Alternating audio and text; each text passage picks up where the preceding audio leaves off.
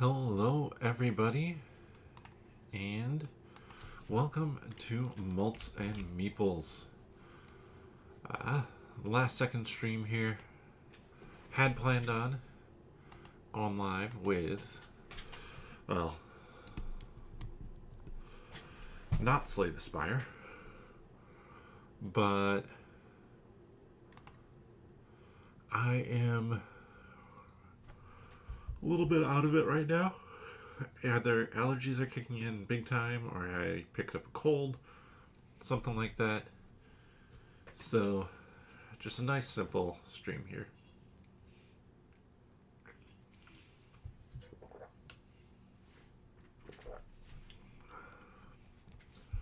So, hopefully, everybody else is having a good week so far. I've had a pretty good week.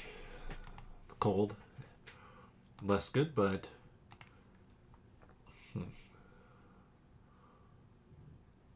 let's do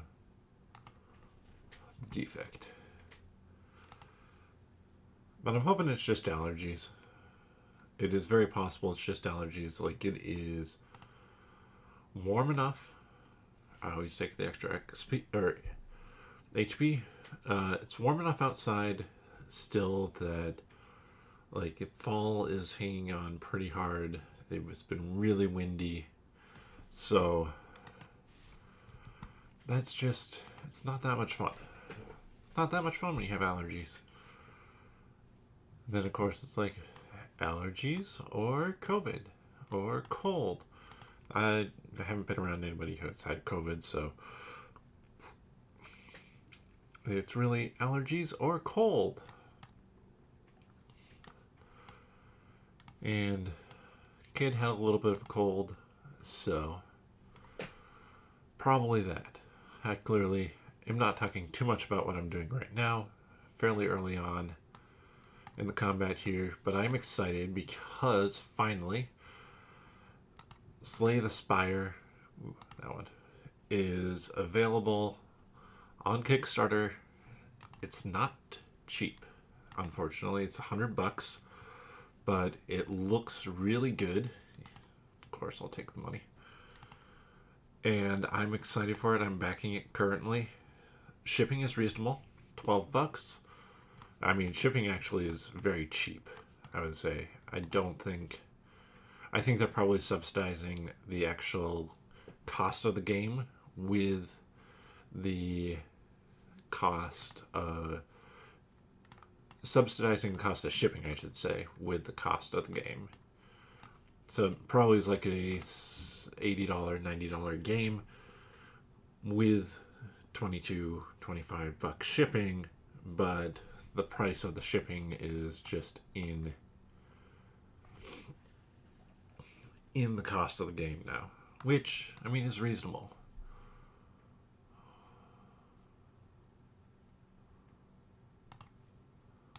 So the defect, who I'm playing right now, I actually prefer to play them a little bit of a different way than I am.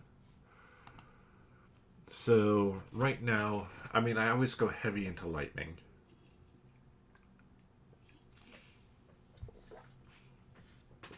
But you can build up an absolute machine with powers that just stay in play. Unfortunately, I mean, with this being a new setup, I don't have that. So, back to the board game. Board game looks really fun. I watched the Brothers Murph playthrough. Looked fantastic. Yeah.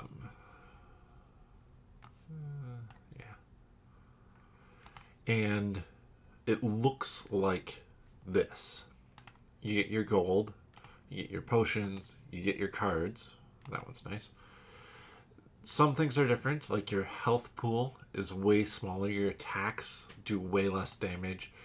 Everything is scaled back, basically. I don't want to do that. No, let's do that.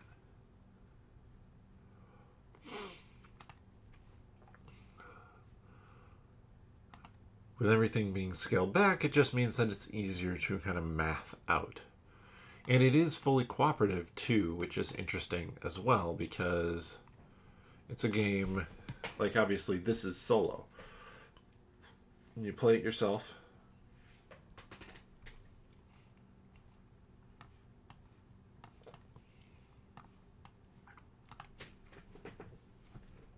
And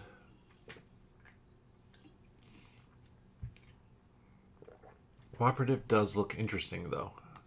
Like I think cooperative looks like a good amount of fun for the game, because it's like here I kind of have this lane of me and this person, this Lagavulin. And in the game, you have your lane, but you can attack things in other people's lanes. Your lane is basically determining the damage coming to you versus, say,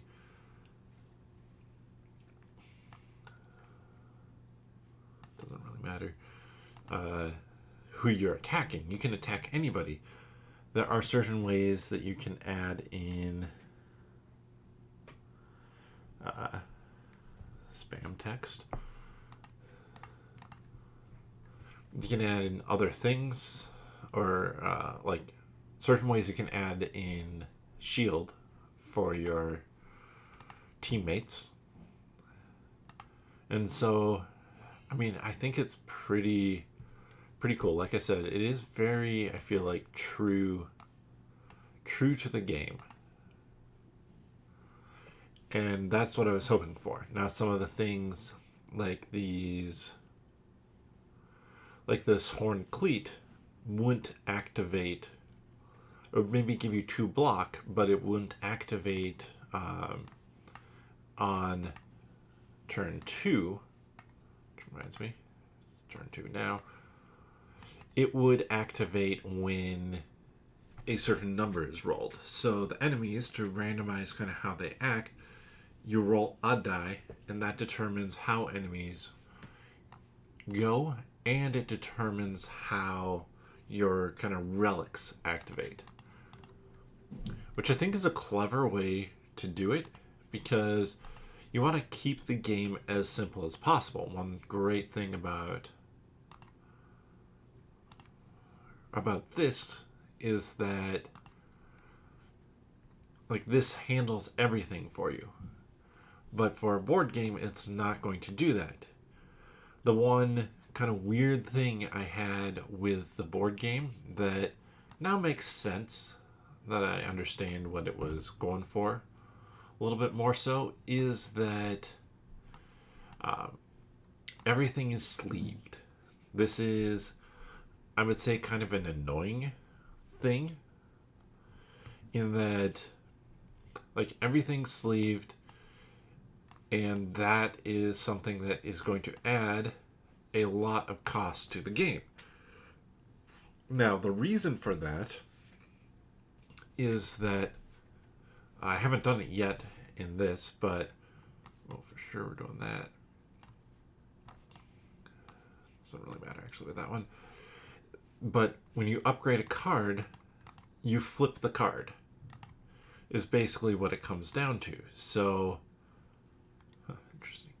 So, say when I get up here, potentially, actually probably up here, I'll upgrade a card, and to make that work in the game, you have to have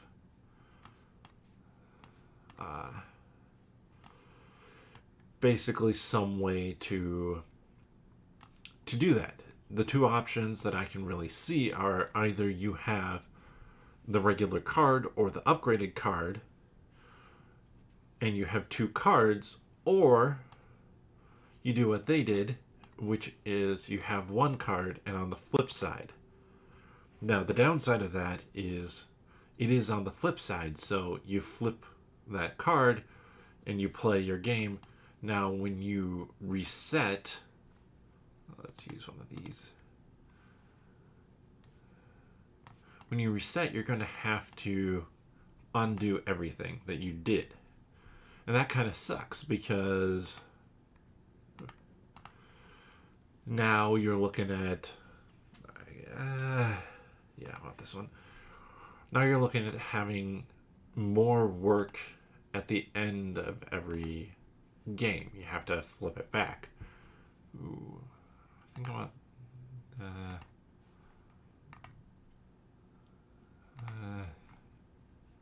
actually, I want this one. Make it free. So, like that, I flip to the upgrade side. If I was playing the board game, at the end of playing, wherever I died at, whatever it might be, I would have to flip it back. Oh, come on. I wonder. We're going to try it. Yes.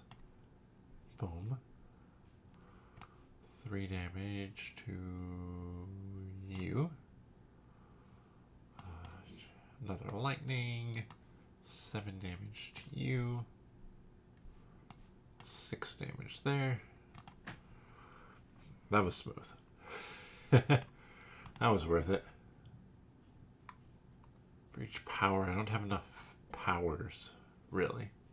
With that one, though, now that I get more slots, is solid.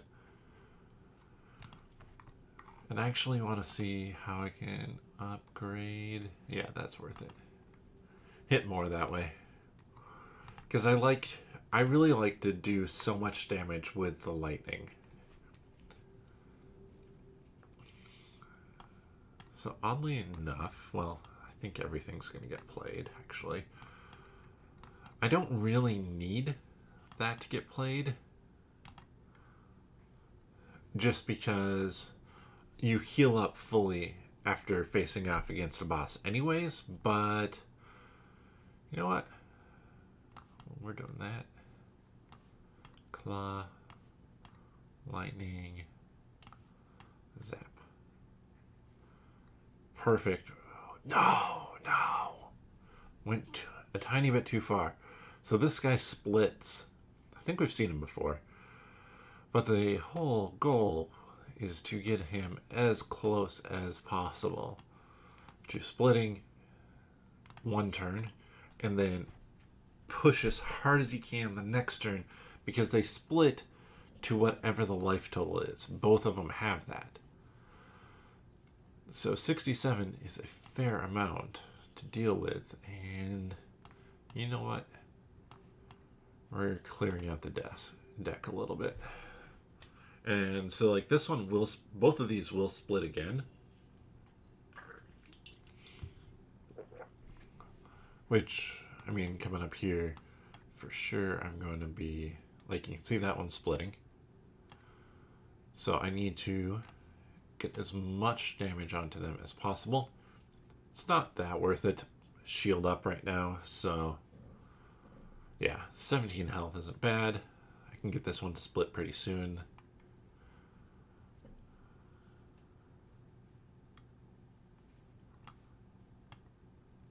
Especially doing that. Now, I need to kind of adjust where I'm attacking it. Okay, that works real well. Because now I only have one left. That's not bad at all. Health isn't a major concern at this point, so just do stupid amounts of damage.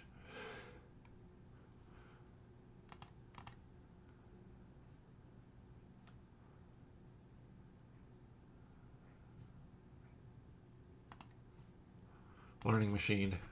I love the powers for this one.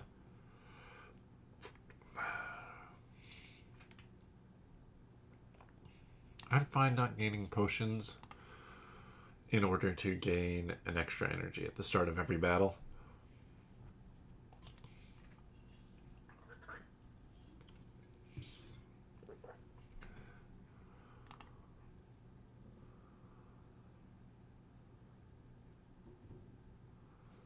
So this is an interesting situation here because these deal damage. They are not attacks. So these guys fly. If you hit them 3 times, they fall to the ground. When they're flying, you do less damage to them. They don't hit super hard, but it's annoying when you're not dealing as much damage to them. You can see that something that normally deals 6 damage is dealing less than that. And we're making our way through these guys pretty quickly. But they strengthen up and everything. So it's just, they're annoying to have to deal with. That's basically what it comes down to.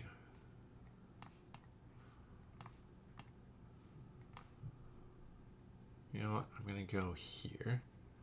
I'm going to hope. I hoped correctly that it would take out that one for me. Like, I'm healing up 7, so it's not bad. This will be the end of it. Easy enough, but just annoying. Ooh. Both of these are fun. I like this one better. Again, like I said, I tend to play the defect getting a lot of powers. 5, yeah. We're gonna just go up here and rest. Oh, you're annoying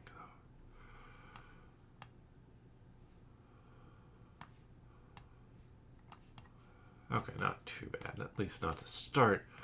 They're annoying because on the second turn they hex you. And I wish I had the artifact that would block the first negative effect that happens. Because hexing you basically means that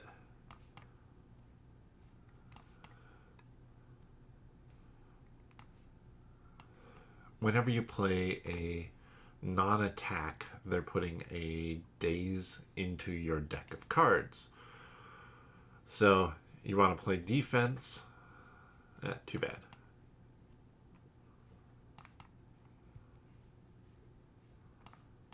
Still do it. But like this, I'll take the damage instead of getting another daze because I only have 4 cards. I know for sure I'm drawing a daze this time.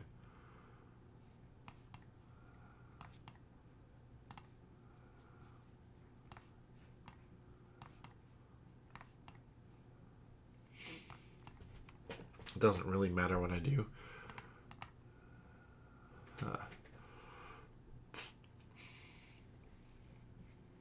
Stack is theoretically good, but it has to come up at the right time. So I'm gonna go more aggro here.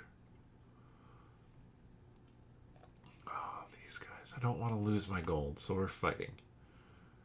And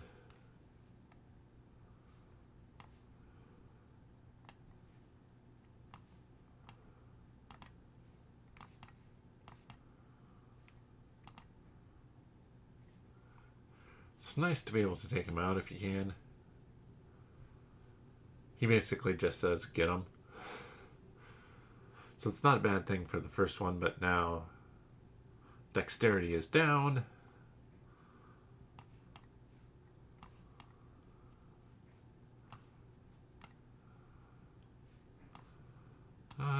Let's do that, because we do have 14. I was hoping to take him out. Because now he's going to shield up, which means you're going to get weakened, huh?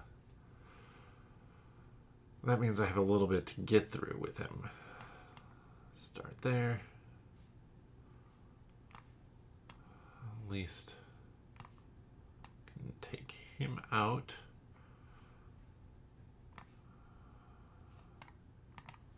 I'm taking 25 damage, or I can block 4 of it. It's better to do that because it heals me 7 at the end. I need to get to a rest point. I'm playing this pretty aggressively, I won't lie. Get that locked on. That should take him out. This will finish him off.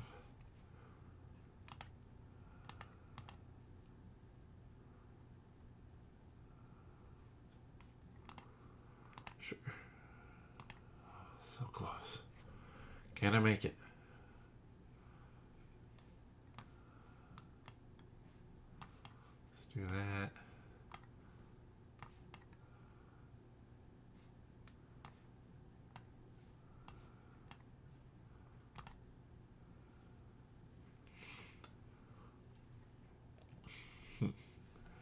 Yeah, I'm not completely convinced I'll survive this, especially because that's weakened. Okay, not bad though, not bad.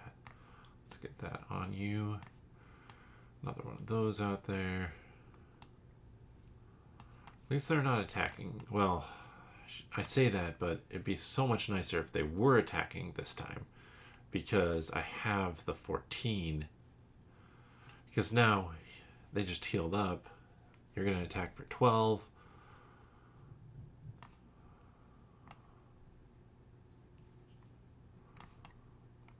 I'll block it anyways. Additional card, 1 turn. But now you're going to heal both of you up again. So basically all that work I did has been undone.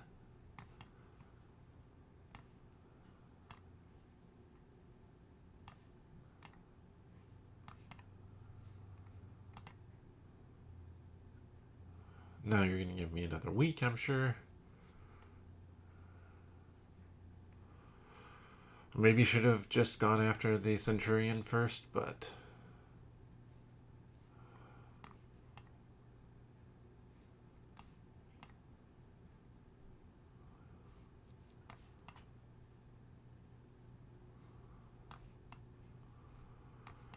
four, plus additional few more.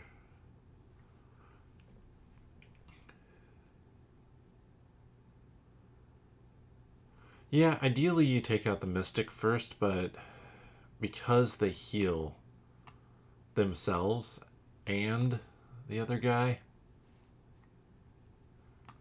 it's just tough. Sometimes you just get a really bad go at it. Now, thankfully, I at least have my shield working for me here. And with this one, because I'm dealing this damage randomly, makes it a whole lot tougher.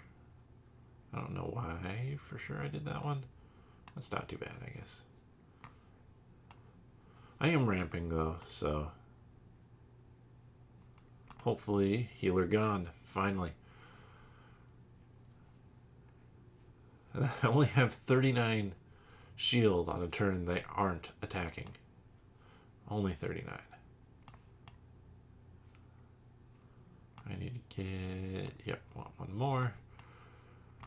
Because I get 10, so that'll be at 16. Can block it. At least I can do heavy blocking. So Fatal, are you backing the Kickstarter for Slay the Spire? I don't think I've heard either way in the Gloryhound Discord. Yeah, channeling into shields is nice. Nah, too expensive or just... Oh, well, I guess you're still doing your try not to back as much too. I mean, it very much is this game, so that makes sense that if it didn't do that much for you, this is... You already know what it is.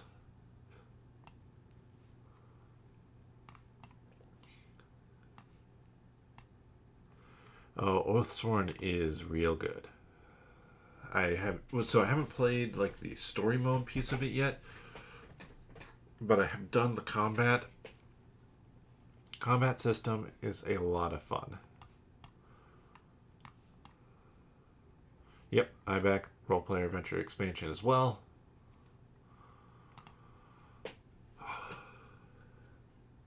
That one's a really fun one. I have a few things that are backed right now. We'll see if I stick with all of them.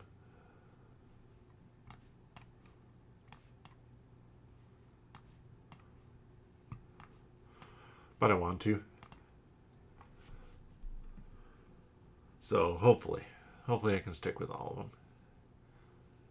I have Roll to the Top.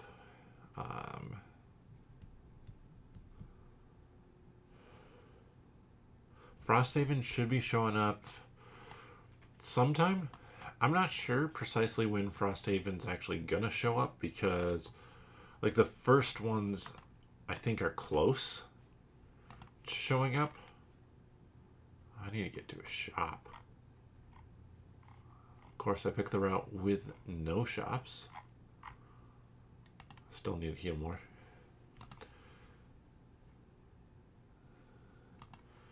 Because with Frosthaven,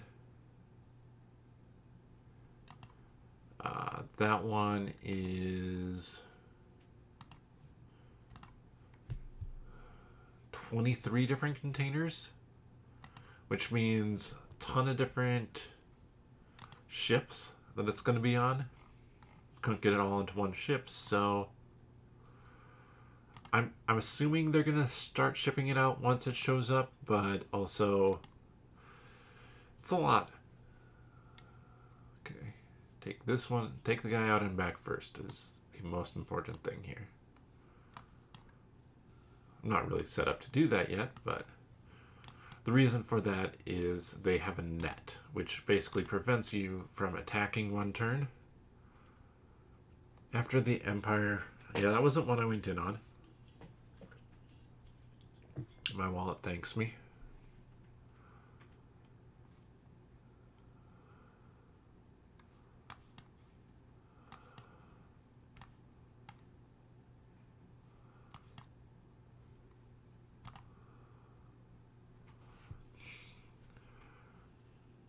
I feel like I'm missing one that I have pledged. What were the things? Oh, 20 Strong by Chip Theory Games on GameFound. I backed that one. That one just looks cool, solo only, which is nice as well. Clearly, I play a lot of solo only games, considering that's what I stream, or solo games, considering that's what I stream, so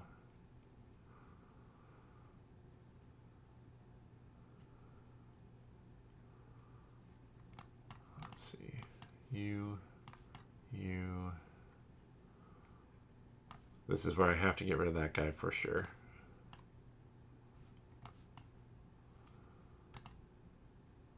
I really dislike these guys. They are a pain in the butt to fight against. They just tend to... It takes too long is the big thing.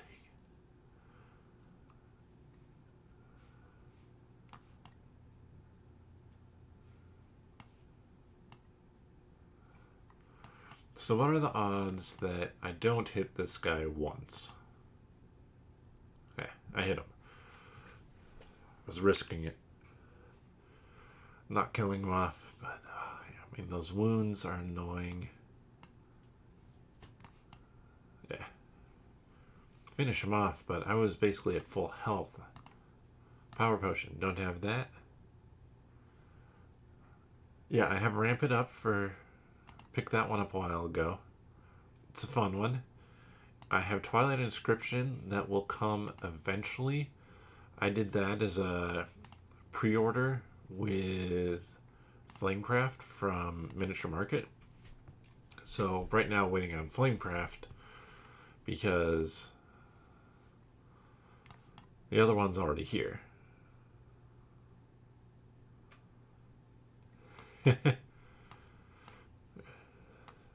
Getting all the games there. That is fun to have kid ask for games to be picked up though. My kid's not quite old enough where he's like, oh yes, I want a game. It's like, eh. He wants to see what I'm doing with stuff. Interesting. So how does that work? They're basically just selling little additional things for the game or something like that, with what they tape onto it.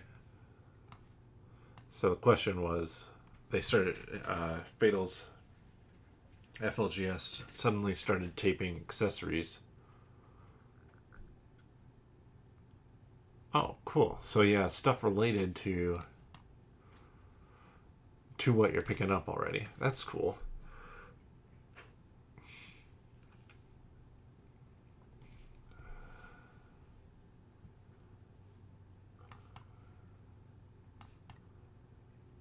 I Definitely need some defense here. Huh. I wonder if... Well, I know that Asmodee has like their prefer... like their... what should we call it? Preferred FLGSs. You can be part of a program and get additional stuff for games when like you order them at the initial release. So I wonder if that's what it is. If they have... Yeah, that's probably what it is.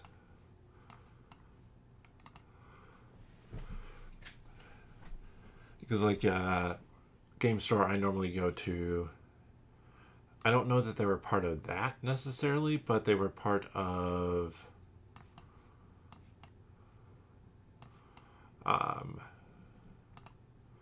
like they would do kind of, Asmodee would do promos for like game nights or stuff like that. So I got a promo thing for Dice Forge. I didn't have it at the time, so I gave it to a friend, but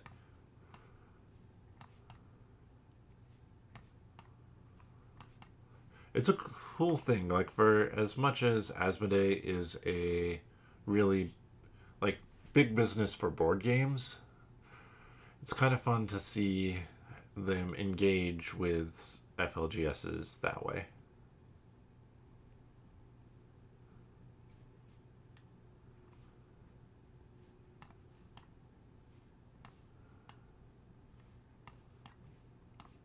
So I just kind of continue playing everything. Of course, the FLGS that I was at, they moved locations, which kind of like the new location better, but it's a little bit smaller, so they don't have room for gaming. By the end, they really weren't doing gaming there anyways, because they needed that space for trades, for like counting pieces and stuff like that, or they were getting so many trades that they would just have stacks of games on the table, which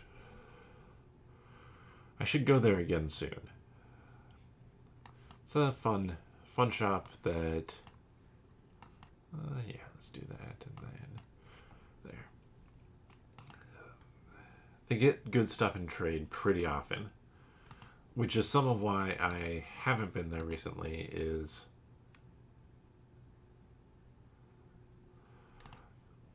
I just keep an eye on whatever they get in trade, and nothing has jumped out at me. So like tomorrow they'll do a big here's everything that was traded in this week post on Facebook. Ooh, 25% off Bard Song.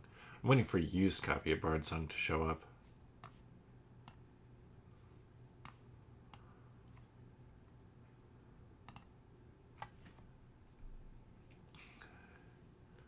Because like I got my father's work for $80 used.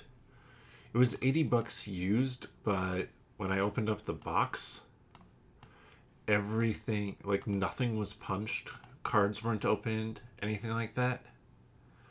Oh yeah. Discounts are always good, especially around the holidays. Right now I have, like with the rewards program for my FLGS, I have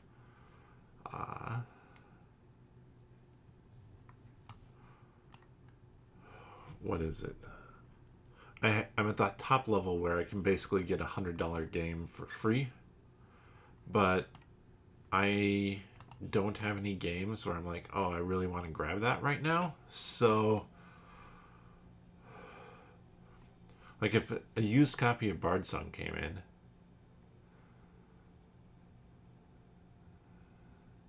I'd probably just try and snag that right away.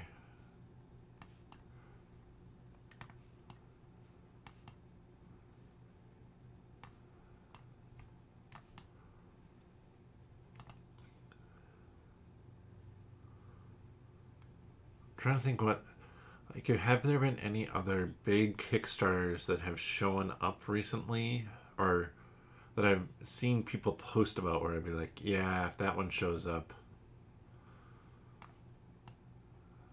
that's going to be the one that I'm excited to get my hands on. I don't know that there's anything... Oh, come on. Anything too much right now where I'm like, oh, I really want to get that one.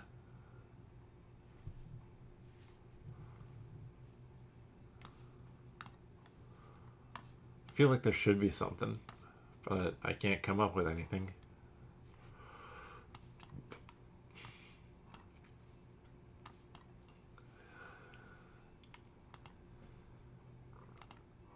I guess Endless Winter has been coming in, and that gets compared kind of to stuff like Lost Ruins of Arnak and I Need Defense. Big time.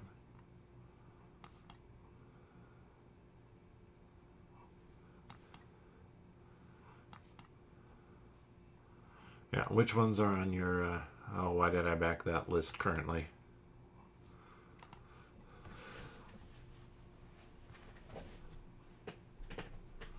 Yeah, Peterson tends to, there's death, tends to be really behind from what I remember.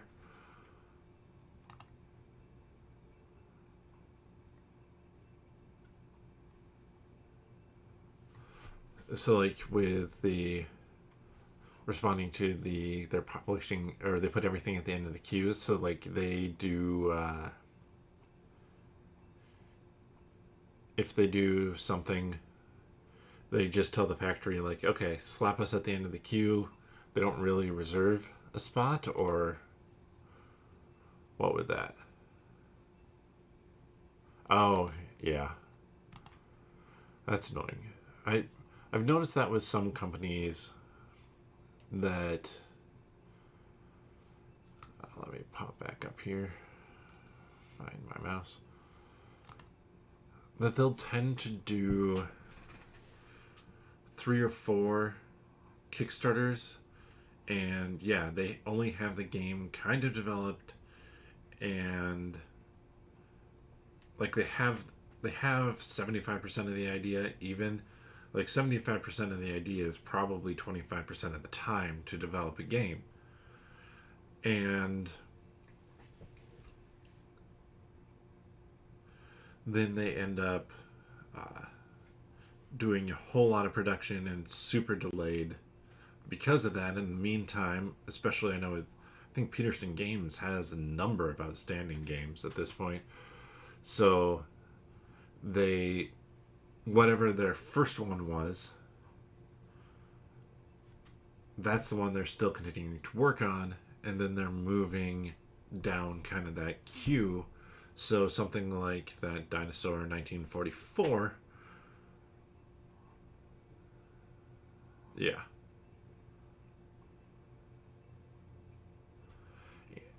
Yeah, some companies definitely do it a little bit odd. I know, talking to a friend who's working with Games on their upcoming Kickstarter release for Stone Saga, that Stone Saga generally has been doing kind of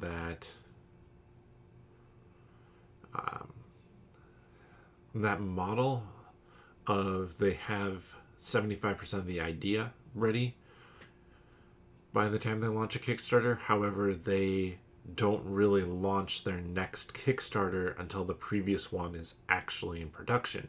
So like Stars of Ikarios, I think, was in production by the time that Mythwind went to Kickstarter, which I feel like is a much more reasonable way of doing things versus, oh, I have this idea, let's do that. Let's run with it, see what happens, take notes, whatever it might be. So yeah, that really is a shame. Shouldn't be that way, I don't think, for Kickstarters, for crowdfunding in general. Get your product out to people before you do too much. Well, I need to downsize again, Fatal, so big Kickstarters keep on showing up, and I'm like, okay, I don't know where I have room for this anymore. But yeah, it felt pretty good to downsize, and it felt really good to get the game table. So that is nice. And I think it, well, I want to have like a week off at some point in time where the kid still is going to preschool and daycare, so that I can go through and kind of reorganize, get some space back. Yeah. The Marvel United, that is a nail polish holder. And I have some more that I need to put up because that's not all of the figures from Marvel United. But if I can get all of them up there, and I actually have little stickers that I'm going to put on the bottom of each base with the character name, just so that it's really easy to know, like, okay, this is who the character is to get going and playing. Then I think I can get it down to 3 boxes, like 3 of the smaller boxes, instead of having a giant box and 2 other boxes just for Marvel United. And then, I mean, I hadn't gotten that far into sorting and sleeving all of Marvel United X-Men. I'm going to find some evening to just sit and watch some movie, show, whatever. Because, yeah, there's a lot of cards to sleeve.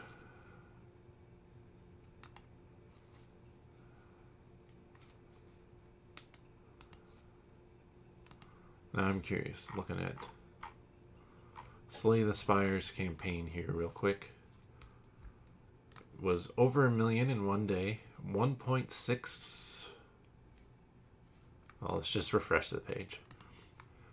1.64 million. Currently, 12,000 people backing it. That's doing pretty well.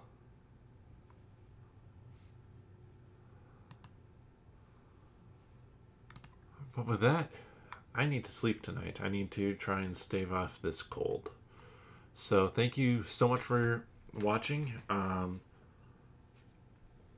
If you check out last week's video, not on here, but on nerdologist.com, I have a straw poll in there for what characters I should start playing for Chronicles of Dronagor.